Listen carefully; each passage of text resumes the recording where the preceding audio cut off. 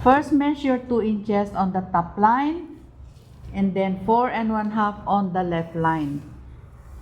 Then, line natin, ito, top line, and sa left line. Next will be the shoulder. From the corner, take the shoulder measurement, which is 8. Huwag muna nating alisan ang ating tape measure kasi kailangan pa natin ng 3 inches for the neck rule. Tapos, ang ating shoulder slope is 1 1/2. Sulat natin. Line. Ang pangalan nito ay back shoulder. Next is the front shoulder. Measure tayo ng another 1 1/2. Shoulder slope. Magkabila, 2 times tayong measure para diretso. Line. This is the front shoulder. Para maging tapat, i-fold natin yung back shoulder and then mark ang tapat niya, ito. Para sila ay magkatapat. And doon sa naka-fold, lagyan natin ng mark that will be the center of the shoulder. Next will be the nape. Nape is 1 1/2. 1 1/2. Ito ay i-curve natin using our French curve like this. Yan. Ito na yung back nape. Next will be our armhole. Ang armhole natin ay ito, tatlong magkakapatid. Armhole 18, bust 9 1/2, cross chest 6 1/4 and 6 3/4. So first, ibabox natin yung bust. Ang bust natin ay 9 1/2. So from the perpendicular line, mark natin ang 9 1/2, and then from the back shoulder, another 9 1/2. Ito sa ibaba. In between is, fold natin. In between is the location of the shoulder, which is 6 1/4 and 6 3/4. Yan. Then, mark natin yung cross chest, which is 6 1/4 and 6 3/4. Front and back. Measure na natin ang back shoulder, back cross chest to the bust with curve, which is 10 1/2, plus the front shoulder, front cross chest to the bust with curve. This is 20. So, kapag malaki, kailangan lang natin ng 19 ang armhole, 20 ang naging measurement. So, itataas natin para lumiit, say 1 inch. Ulit-uli, ito yung nagtaas na tayo ng 1 inch. Measure natin ulit, front, back shoulder, back cross chest to the bust with curve, 10 plus front shoulder, front cross chest to the bust with curve, ayan, naging 19. So, ganun ang ating gagawin kapag tayo ay nagme-measure ng armhole. Now, i-curve na natin ang back shoulder, back cross chest to the bust using our French curve like this. Back, back, bust. Yan. Mamaya natin i-curve yung front kapag meron na tayong manipulation.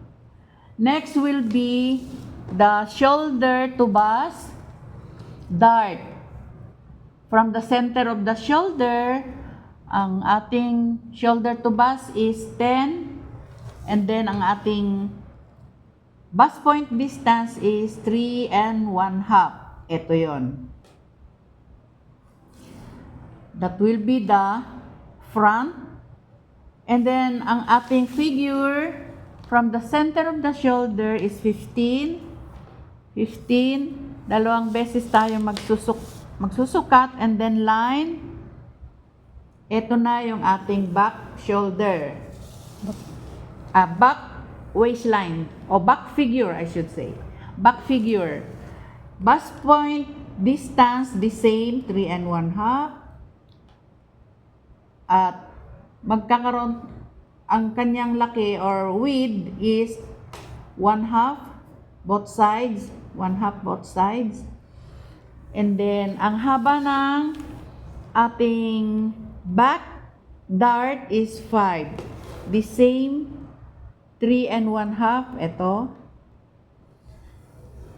Lagyan na natin ng pangalan. Back. Okay. Sa dart,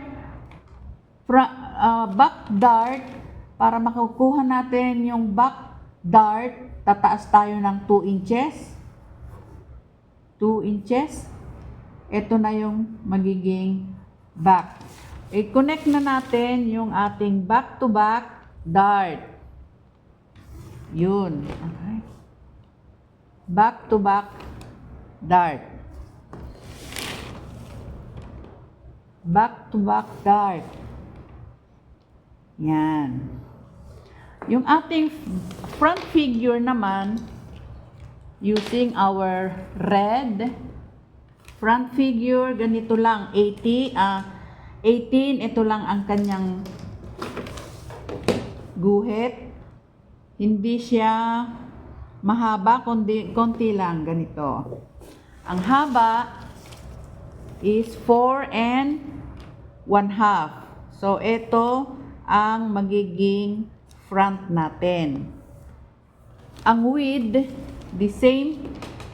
Center is 3 and 1/2. Half inch ang width. Now, i-join na natin ito front to front.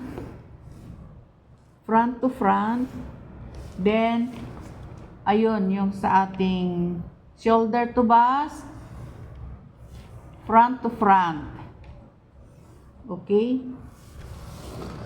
Now, ang ating waistline is waistline 8 and 1/2 plus 1 inch. Yan. Kapalit ng ating dart. Now, yung i-curve na natin, join na natin using our hip curve. Ito, from the bust and the hip, the waistline. Yan, nag-curve natin using our French curve. And then, next will be the hips. Down 7. Ang width niya is 10. Ito. Then, using our hip curve, join. Next will be the length, which is 23. Ito, 23, 15 ang figure, 23 line. Yan. And then, kapag sa hips, kung gusto natin na magka-shape, maglalagay tayo ng 1 and 1/2 para sa shape, para maganda ito. Then, i-shape natin. Yan. This will be the back length. Front length is 1 inch. Depende kung ang ating customer ay slim. Sulat natin, slim is plus 1/2. Chubby is 1 inch. Yan. So, 1 inch para sa chubby. And then, i-connect natin doon sa side. Ganito. Yan. So, meron na tayong back, meron tayong front. Doon naman tayo sa itaas.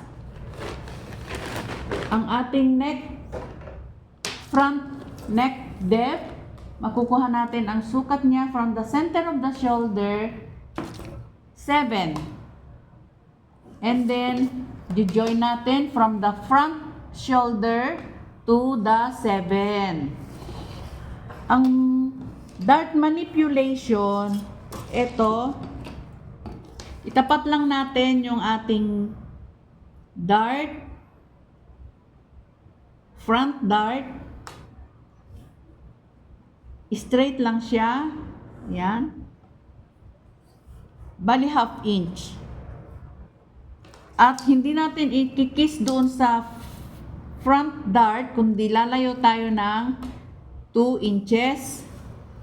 Ito yung ½ inch. Form na natin. Yan. And then, magle-less tayo ng 1 inch mula doon sa front bust point, baba tayo ng 1 inch. Ayan. So, magiging ganito ang distansya kapag ka nag-stitch tayo, maliit na maliit lang para walang dimple. Ngayon, meron tayong adjustment sa front armhole. ½ inch ang nawala dito, ½ inch din ang ibabalik natin. And then, i-join na natin ang ating front shoulder. Yan. Using our French curve. Okay. Hanggang dun sa na-adjust na nating ½ inch. So, ito na yung ating front armhole. Yung dati ay back armhole. So, ito na. Okay. Next will be the ½ or 3/4 inch for the button allowance. Mark natin all the way down. All the way down like this. Okay, so kapag ka tayo ay nag-cut, kailangan naka-fold yung ating button. Huwag kalilimutan, button line, ipo-fold natin para hindi tayo maaksidente. And then, ang magiging ganito na ang ating front. Yan. And then, guhitan natin mula doon sa 3/4, ganito na ang itsura ng ating facing. Yan. So this is facing button allowance.